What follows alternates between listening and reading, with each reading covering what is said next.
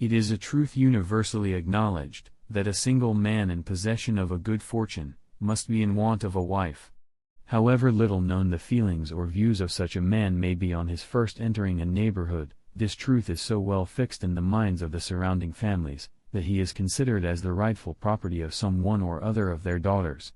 "My dear Mr. Bennet," said his lady to him one day, "have you heard that Netherfield Park is let at last?" Mr. Bennet replied that he had not. "But it is," returned she, "for Mrs. Long has just been here, and she told me all about it." Mr. Bennet made no answer. "Do not you want to know who has taken it?" cried his wife impatiently. "You want to tell me, and I have no objection to hearing it."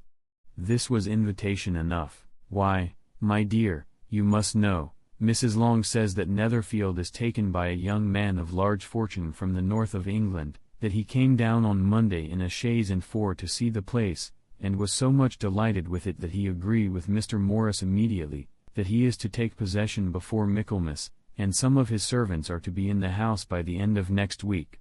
"What is his name?" "Bingley." "Is he married or single?" "Oh, single, my dear, to be sure. A single man of large fortune, 4,000 or 5,000 a year. What a fine thing for our girls!" "How so? How can it affect them?" "My dear Mr. Bennet," replied his wife, "how can you be so tiresome? You must know that I am thinking of his marrying one of them." "Is that his design in settling here?" "Design? Nonsense, how can you talk so? But it is very likely that he may fall in love with one of them, and therefore you must visit him as soon as he comes." "My dear, you flatter me. I certainly have had my share of beauty, but I do not pretend to be anything extraordinary now. When a woman has 5 grown-up daughters, she ought to give over thinking of her own beauty. In such cases, a woman has not often much beauty to think of. But, my dear, you must indeed go and see Mr. Bingley when he comes into the neighborhood. It is more than I engage for, I assure you. But consider your daughters. Only think what an establishment it would be for one of them. Sir William and Lady Lucas are determined to go, merely on that account, for in general, you know, they visit no newcomers. Indeed you must go, for it will be impossible for us to visit him if you do not. You are over-scrupulous, surely. I dare say Mr. Bingley will be very glad to see you, and I will send a few lines by you to assure him of my hearty consent to his marrying whichever he chooses of the girls, though I must throw in a good word for my little Lizzie. I desire you will do no such thing.